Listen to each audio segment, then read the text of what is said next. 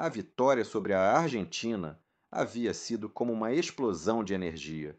A imprensa brasileira, sempre tão dividida, uniu-se por uma noite em elogios. As capas dos jornais estampavam o sorriso contido de Ancelotti e a imagem de Hendrick, ajoelhado com os punhos erguidos. Mas nas sombras, as coisas não estavam tão eufóricas. Na sala de reuniões da CBF, em Miami, onde parte da diretoria assistia aos jogos, a conversa era tensa. O time venceu, sim, mas o controle fugiu das nossas mãos. O Mister não responde mais a ninguém. Está se tornando maior que o projeto. Rodrigo Prates, vice da CBF, ouviu calado. Ele já sabia que a força de Ancelotti estava crescendo, e com ela o risco de desmoralizar toda a diretoria caso o Brasil vencesse o Mundial sem obedecer a ninguém além da própria consciência. Foi então que um plano começou a se formar: plantar uma crise dentro da comissão técnica. De volta à granja, durante os treinos para o segundo jogo da fase de grupos, contra o Canadá, uma tensão velada começava a surgir. Daniel, auxiliar técnico brasileiro, começou a ser procurado por dirigentes para conversas rápidas. Aos poucos, sua fala com os jogadores ficava mais incisiva, mais política. Começou a contestar escolhas táticas do Mister em voz alta. E em uma roda tática, discordou publicamente de uma instrução de Ancelotti. Lucas, o tradutor, percebeu a movimentação e alertou: Mister, tem algo errado. Daniel não era assim. Ele está sendo alimentado por alguém. Ancelotti, com a experiência de quem já viu clubes ruírem por vaidades, respondeu com frieza: Se ele está sendo usado, vai se perder sozinho. Mas se for esperto, ainda volta. No treino seguinte, Hendrick foi barrado da equipe titular, não por Ancelotti, mas por sugestão direta de Daniel, que começou a alegar que o garoto estava emocionalmente instável. A mídia soube em minutos, e quando a coletiva pós-treino começou, a pergunta surgiu: Mister, por que Hendrick está fora do time? Pressão da diretoria? O italiano respirou fundo e respondeu: Hendrick é um garoto, mas hoje joga como homem, e homens não se escalam nem se tiram por fofocas. No vestiário, a frase se espalhou como fogo. O grupo fechou com o senhor, e Daniel, isolado, começou a perceber que havia cruzado uma linha da qual não se volta facilmente. Na partida contra o Canadá, Hendrick entrou no segundo tempo. Fez um gol, deu uma assistência e foi eleito o melhor em campo. Ancelotti não celebrou com exagero, apenas cumprimentou o garoto com um aperto de mão forte e disse: Bem-vindo de volta. No dia seguinte, Daniel pediu afastamento da comissão, alegando motivos pessoais. E nos bastidores, o silêncio da CBF dizia tudo. Eles haviam perdido mais uma vez. Mas Ancelotti sabia que aquilo era apenas um round. A guerra interna continuava, e quanto mais vencessem em campo, mais o inimigo interno se mexeria. Orlando, Flórida, 16 de junho de 2026. O Brasil acabara de garantir sua classificação às oitavas de final com autoridade. Com duas vitórias e futebol vistoso, o time de Ancelotti começava a ser considerado um dos favoritos. Mas a vitória sobre o Canadá veio com uma provocação inesperada. Na entrevista pós-jogo, Vinícius Júnior olhou para a câmera e mandou um recado direto: Esse time tem espaço para todos. Se o Neymar quiser voltar, as portas estão abertas. Sempre estiveram. O estúdio da CBF em Miami congelou. Assessores se entreolharam. Alguns vibraram, outros sentiram um calafrio. Minutos depois, a internet explodiu. A hashtag número Ney Volta subiu para os Trending Topics.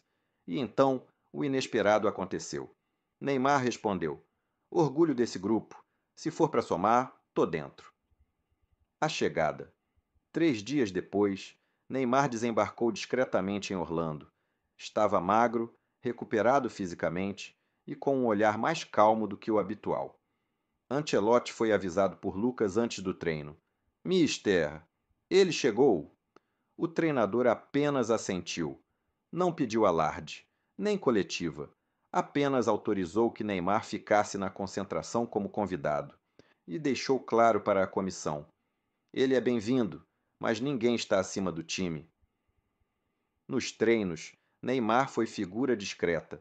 Conversou com Endrick, abraçou Vini, tirou fotos com Savinho e Martinelli, mas evitou entrevistas. Quando o grupo se reuniu à noite para assistir ao jogo entre Alemanha e Inglaterra, Neymar ficou em pé no fundo da sala. Observava, escutava. No dia seguinte, durante um treino tático, Rodrigo saiu com dores. Era dúvida para o próximo jogo. A imprensa começou a especular. Neymar seria inscrito no lugar dele? A regra da FIFA permitia uma substituição em caso de lesão grave, desde que fosse antes das oitavas. Os médicos confirmaram que Rodrigo estaria 100% em 5 dias. A CBF, porém, viu nisso uma oportunidade. O presidente da entidade ligou para Ancelotti. É a chance perfeita. Neymar de volta, marketing explodindo, moral altíssima. Ancelotti interrompeu. Se Rodrigo pode jogar, então joga. E Neymar continua como convidado. Até onde sei, quem decide quem joga sou eu. O silêncio do outro lado foi quase uma ameaça. Naquela noite, Neymar pediu uma conversa com Ancelotti. Foram os dois, sozinhos, para o campo de treinamento, já vazio. Mister, eu não quero tomar o lugar de ninguém. Não vim para isso. Só quero ver essa seleção vencer. Ancelotti o encarou por alguns segundos e respondeu com um sorriso raro. Então fique. Mas fique como exemplo. O menino Neymar já fez muito. Talvez seja a hora do homem Neymar ensinar como se faz. No dia seguinte, Neymar apareceu no treino com um colete de apoio da comissão. Pegou cones, ajustou barreiras, brincou com os reservas, sem chuteiras, sem estrelismo, apenas presente. A seleção percebeu, e naquele gesto silencioso, o Brasil ganhou um reforço invisível, o respeito mútuo entre gerações. Orlando, 19 de junho de 2026. A seleção brasileira treinava forte, se preparando para o confronto contra a Alemanha nas oitavas de final.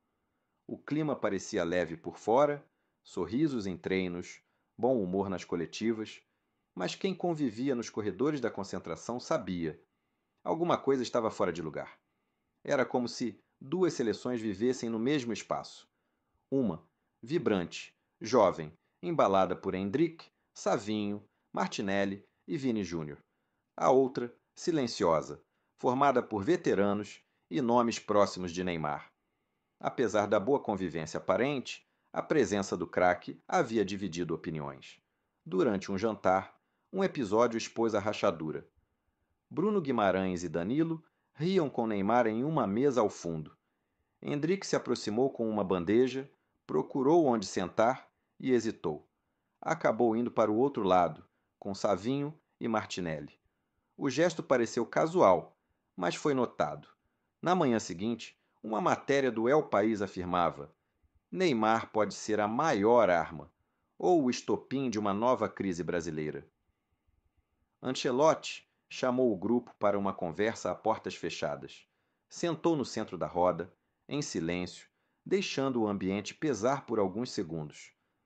Todos aqui querem vencer, mas não há título que resista à desunião. E não há craque maior do que o time.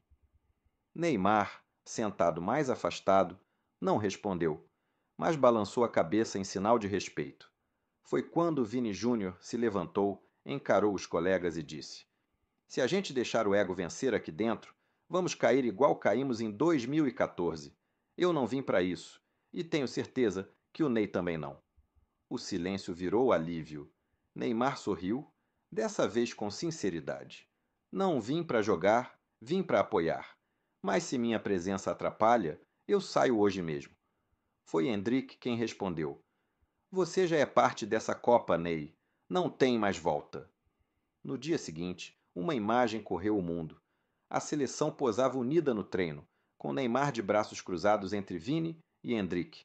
Na legenda postada por Savinho, família, sem vaidade, sem medo, Só Brasil.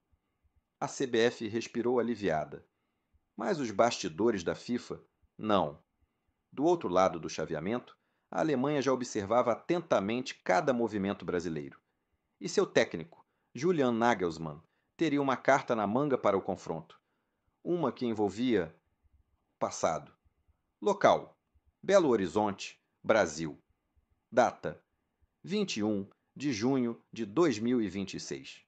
A partida contra a sua Alemanha seria em Dallas, mas a pedido de Ancelotti, a comissão organizou uma viagem relâmpago para um lugar improvável antes do embarque.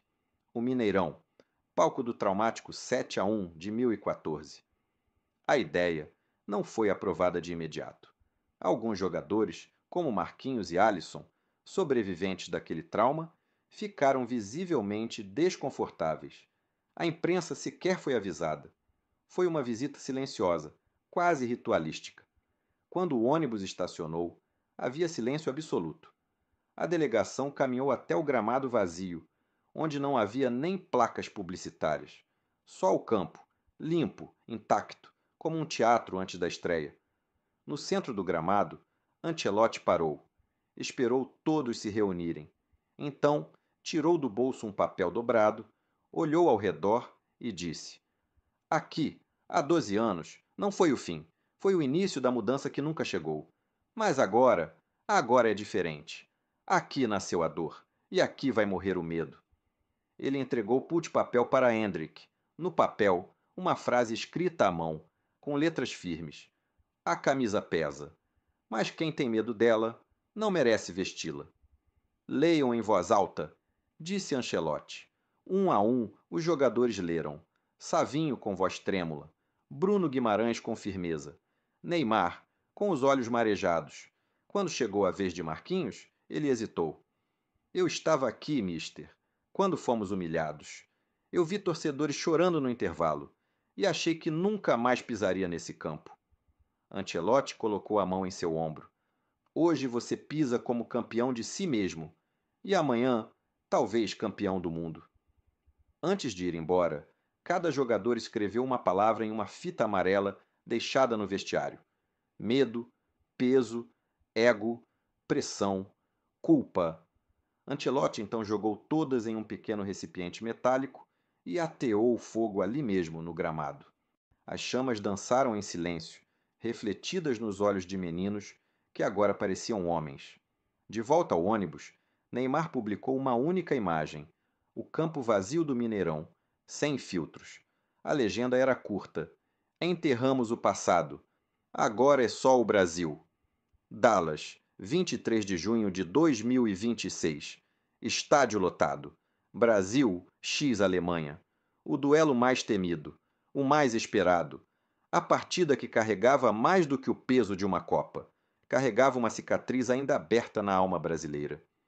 A equipe entrou em campo com o uniforme tradicional: amarelo, calção azul, meias brancas. Mas havia algo de diferente na expressão dos jogadores. Não era arrogância, era propósito. Hendrick, Savinho, Bruno Guimarães, Marquinhos, Alisson. Todos pareciam carregar em silêncio as vozes do Mineirão. Mas agora, com a cabeça erguida, a partida começou tensa. A Alemanha pressionava com Havertz e Musiala, tentando explorar os espaços entre os volantes. O Brasil respondia com Vini e Savinho pelas pontas. O gol parecia perto dos dois lados. Aos 38 minutos, um contra-ataque mortal. Hendrick recebe no pivô, gira com a força de quem já nasceu pronto e encontra Savinho nas costas da zaga. Um toque, um corte, um chute cruzado. Gol do Brasil! O estádio explode. E no banco de reservas, Neymar levanta os braços, mas não comemora com euforia. Apenas observa, com orgulho. Segundo tempo. A Alemanha volta com mudanças. Pressão, bolas alçadas, sufoco. Alisson faz duas defesas milagrosas.